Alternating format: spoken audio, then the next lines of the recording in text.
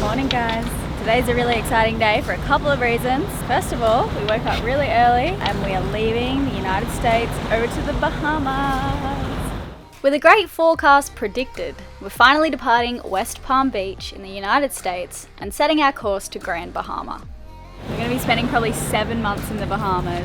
Second reason, we're going to give you a full boat tour. It feels like we kind of moved onto a brand new boat this time because we did pack it up to leave it for good and then we ended up coming back and unpacking all the boxes. So we're even more minimalist now and I'm really loving everything we have on board at the moment, and we just want to like open up every single cupboard and show you what we think is necessary and what we love, handy bits of equipment and stuff like that.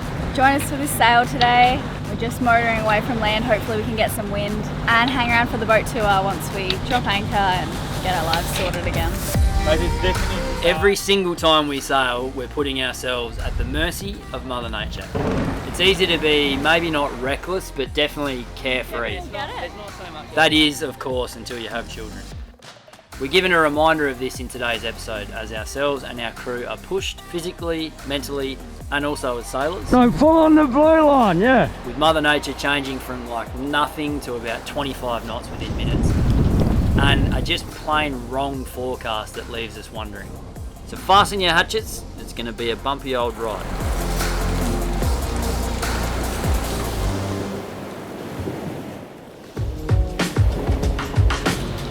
Hey Mr. Darwin. We've got to hold him here because with the motion of the boat he swings around and he could whack his head on here or that.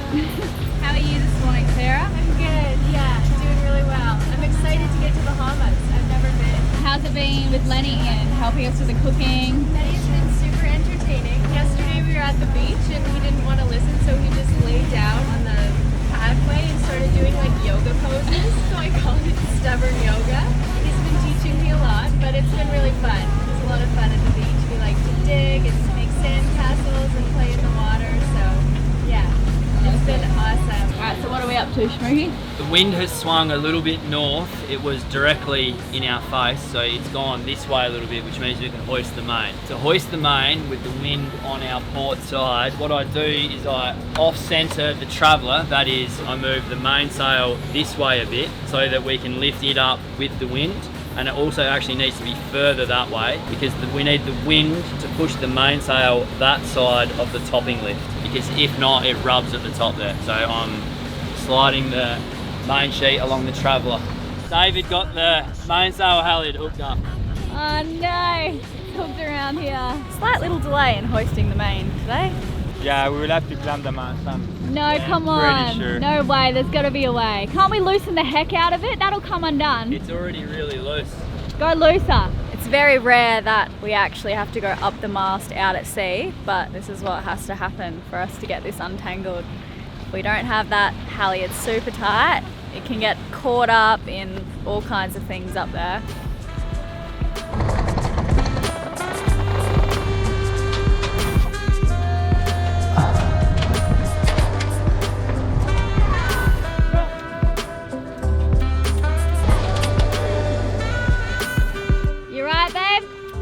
Hold on, there's waves! Maybe I could steer us into the waves a bit better. Oh man, my head.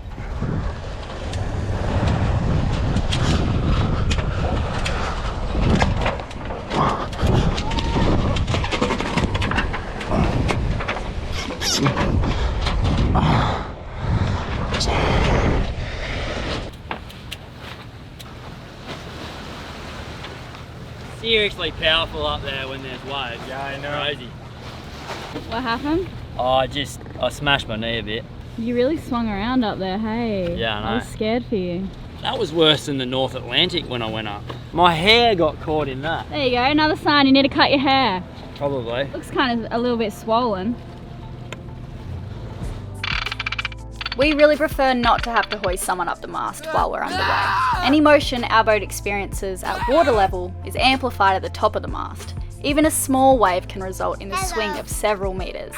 La Vagabond is longer than she is wide, hence motoring into waves slowly helped in countering some of the amplification. But still not enough apparently, and Riley lost his footing.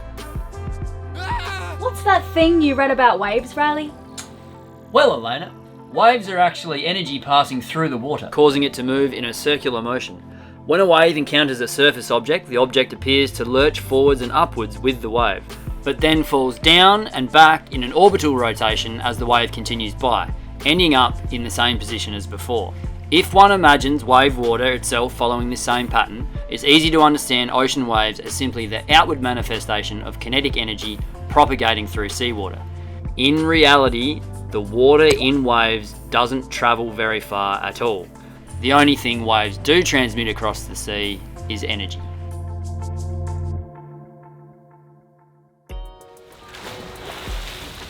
Having now unhooked the mainsail halyard, bottlenose dolphins joined our journey for a while, making Lenny's day.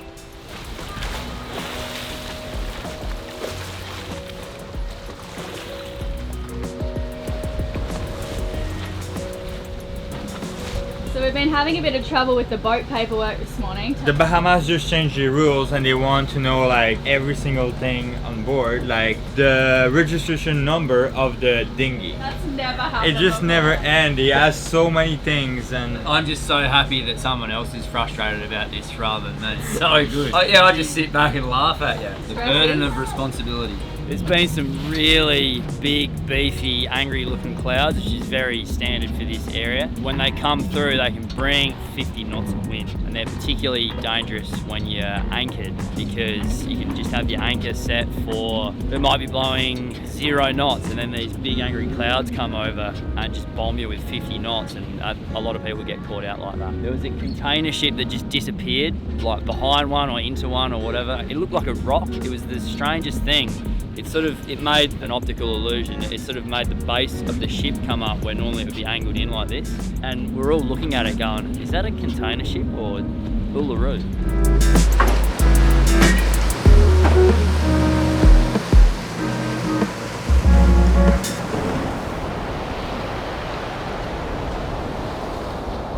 We haven't quite got enough wind to sail properly, but we thought we'd throw out the head sail anyway. And we have a huge squall just to the port side of the boat. We'll probably get the back end of it and some rain. I really hope that. I love watching nature work her magic. These things are just stunningly beautiful. Yeah, that's I've been reading all about them. This doesn't have heaps of elevation, which means it's not going to be that powerful, but it looks pretty ugly down low. We're going to get poured down on, I think. That is like a whole load of water being dropped down on the ocean. The wind just picked up to 20 knots. So we got 25 knots of wind on the head sail. I can see the line of water on the ocean now. I think we're going to get wet in a sec. There's big rain clouds coming.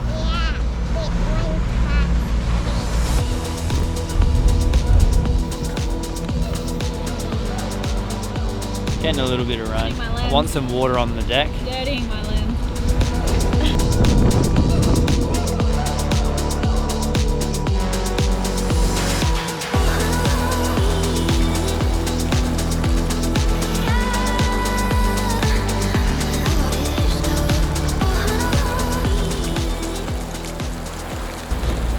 I'm quite surprised there's 20 knots on the nose. I certainly wouldn't have gone today if I had known that. It's more forceful because there's more localised storms around, but it's been sustained 20 on the nose for a good hour now. The kids are both happy, and so that's all that matters.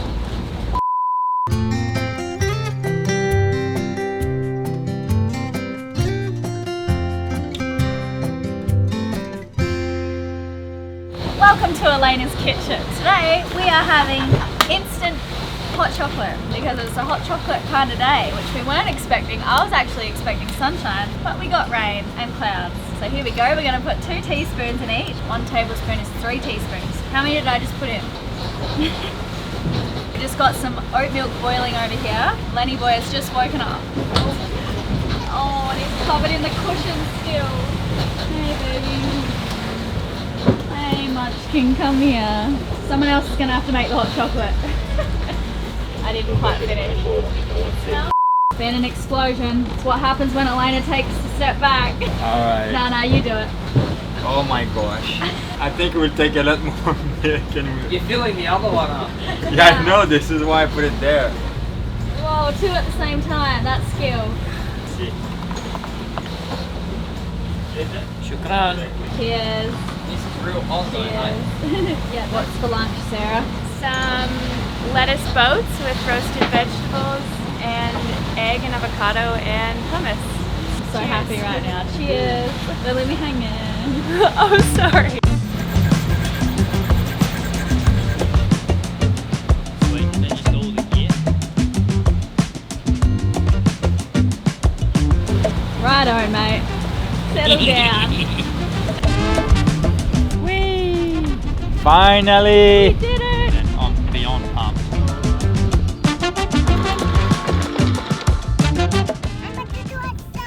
Do you have your life jacket on? Alright. What happened? That was Fat Frankie. Okay. And he informed us he was disappointed that we didn't bring him a beer. He's the dock master, and Okay. he's not. He said we should check in. We said it's closed. It was hilarious. This place is well known for all the Americans coming here and bringing beers for the local. So when they Right. see arriving, He whistled out and was Yeah. like, "Come in." Zero authority, and was like, "Where's my beer?" Yeah, I wouldn't normally respond to a whistle. I learnt that offshore. If you need me, call me on the radio. All right, Lenny boy, you're gonna jump off, and Dad's gonna go and get you a fish. Wasting precious time here. Go on then. How much time of sunlight do you have A few left? hours, I'd say.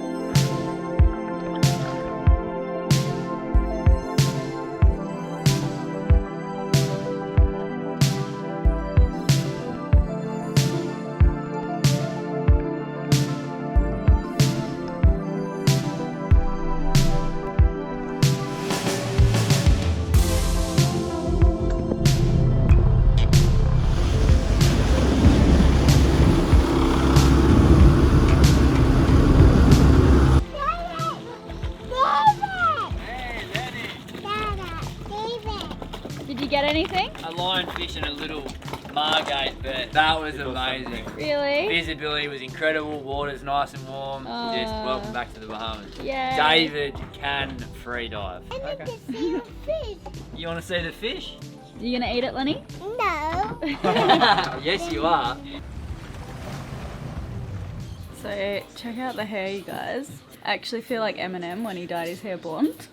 I feel like I really need to explain myself here because so many of you are going to be like, oh my gosh, her hair is blonde. I haven't been blonde since I was a teenager. I also have Belliar's, which is just blonde from like here down. So, you know, it looks really natural. I ended up with foils, blonde foils, and I'm too polite. I didn't say anything as she was doing it. I'm the worst at that.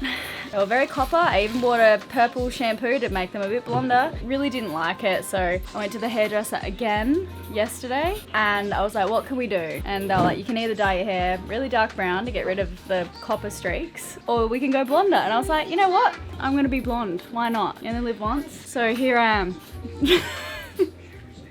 What do you think? Let me know in the comments. About the margate, David. this is not the famous fish to shoot, but this one I really like because it's sustainable and there's a bunch of them. They're not in danger.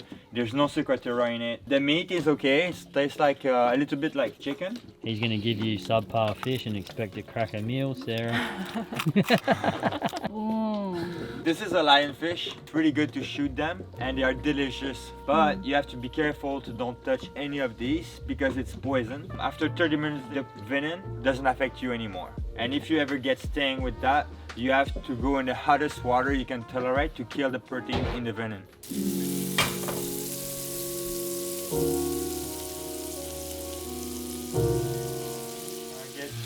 We have to like cook it just perfect, otherwise Okay, well, I don't know what I'm doing. I don't cook fish.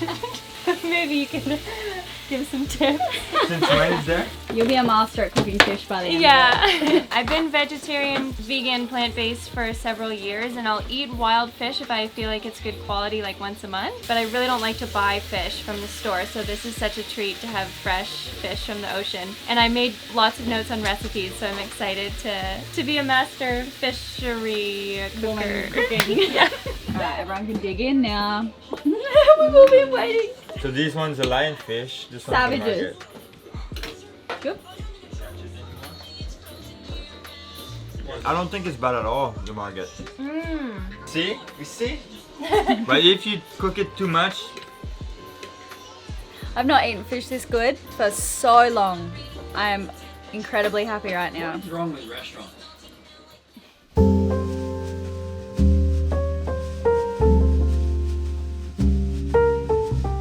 Alright, so boat tour this morning. We thought it'd be a good idea, especially for any new potential buyers that want to see the boat inside and out. Ah, killing two birds with one stone here. Yeah, this will be a great way to see Very clever. what equipment we have and whatnot. And if you just want a little snoop around the boat, we're gonna Snoop around. We're gonna start out here in the cockpit with Riley. Riley will I'm handle, gonna go first, yeah. and then I'll take care of all the inside stuff, I reckon. This is where all of the business happens. You can hoist the main from here. Oftentimes you'll see me running up there and doing all this sort of stuff. You don't need to. You can get the mainsail around the lazy jacks quicker and easier by doing that, but there is an electric winch here, so you can just hoist it up. The electric winch is also good for, you'd be constantly cranking to get the head sail in trim. We use that as well. 3 reefing lines. You do need to go forwards to put on the front end of the reefs, but I actually really like that system. But anyway, so yeah, reefing has never been a problem. And then obviously we've got the B&G equipment here, chart plotter here, and then inside. It's essential to have that there, so when you're navigating you can short tack and get up channels and stuff like that, but also having it inside for night time. Or raining. Exactly, when a squall comes at night time, because we're quite fast, you can just hit the autopilot and go downwind. And for those of you who aren't sailors, as the squall comes, the wind might bring an extra 15 knots, and as you go downwind you're essentially running away from it. So you can do that for 10 minutes and the apparent wind isn't enough that you actually need to make a change. It's really nice staying inside, going downwind by 20 or 30 degrees and then coming back on course once the squall's passed. So you're on high alert, but it's really nice being inside, just going dit dit dit, and then sitting there waiting, and then the squall passes and you're like, okay, no worries, and you come back on course. It's really pleasant.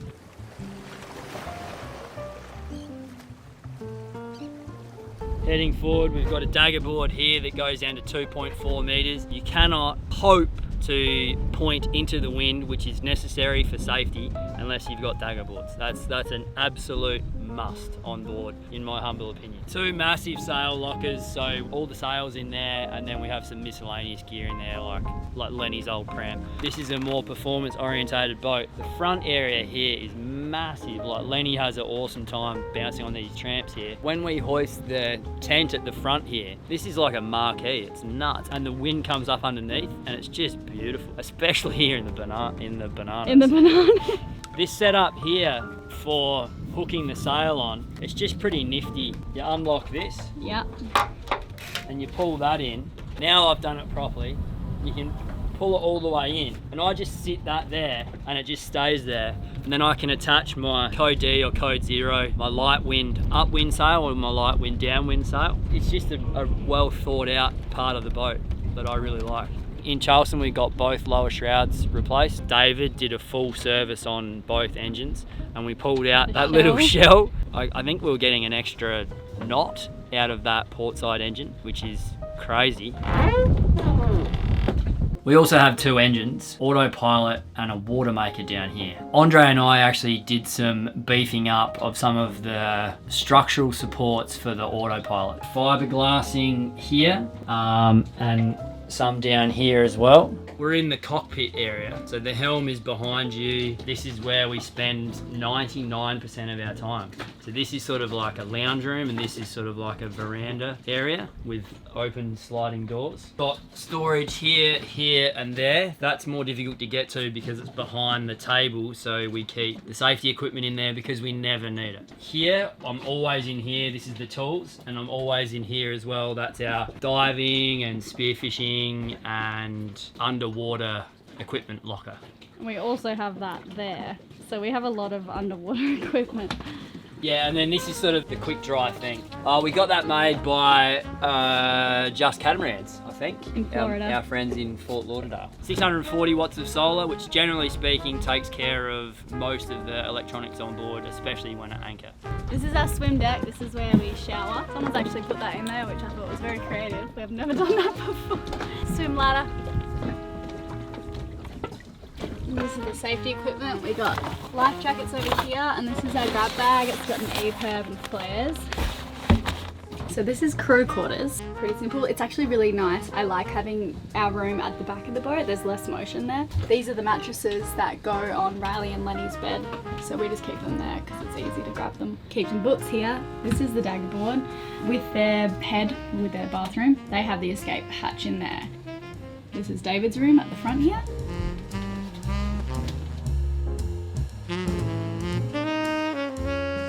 Where the magic happens. Sink, obviously. We've got the cups covered up here. We like to keep like potatoes and onions out. It's good to keep everything out, otherwise it gets all clammy and it goes off really quickly.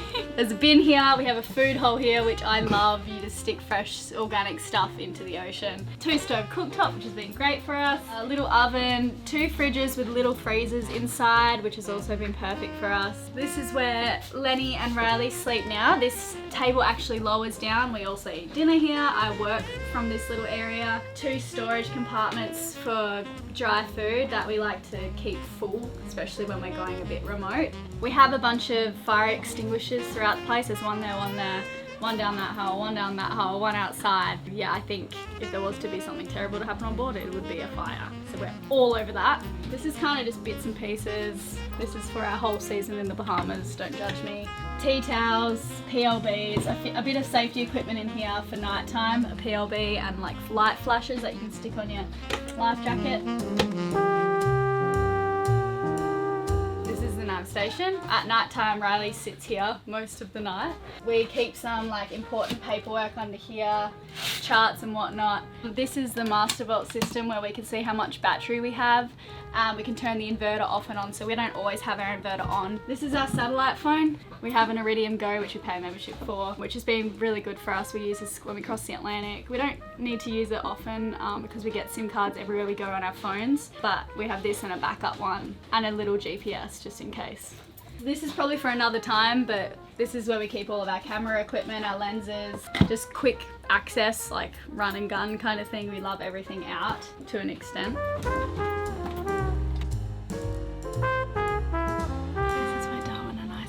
Riley's wardrobe, laundry bag down here, which I would like to move, but we can't seem to find a better spot for that. Under our bed we have like wet weather gear, bag of linen for all of the beds. Some novelty clothing. Some costumes, PG rated costumes. Behind the door here we keep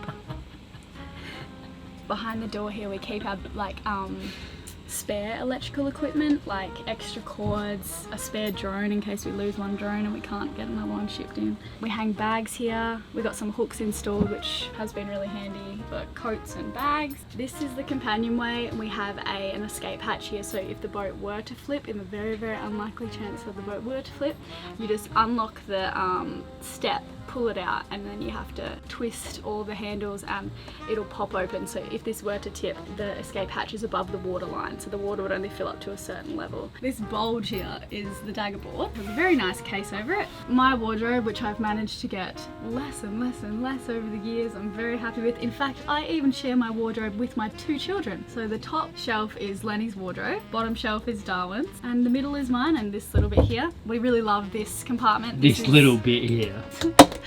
Look, that's mine and that's mine. That's pretty good, I think you're Shmiki. doing better than me at the moment. I think I am. This is something we set up, so who wants to like play with chargers and plugging them in and out, so we permanently have all of our chargers set up here and a 12-volt setup so that when we don't have the inverter on, we're still charging drone batteries and stuff, which is really good. Got my shoes down the bottom. Got another hatch here for airflow, optimum airflow.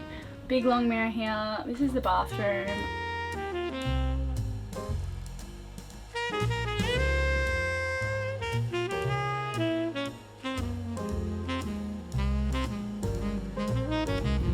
Our tiller steer.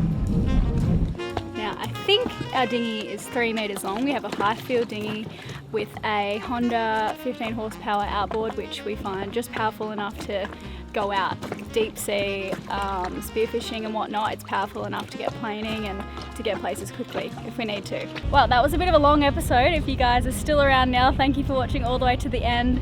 Obrigado. Make sure you subscribe so you don't miss the next time. We're going to list our must-have items. 5 items from myself, 5 items from Riley, probably more actually. I have already like 10, but must-have items coming in the next episode. Yeah, a few little tips and tricks and some hardware recommendations. So be store to shade tuned. Lenny, that's Sarah's pen. Hop out of Sarah's room, please. Thank you. Come on. Come on. No, no pen. Oi! Oi! Sarah's gonna tell you off. Sarah's not taking. Yes, she will. Hop out. Quick.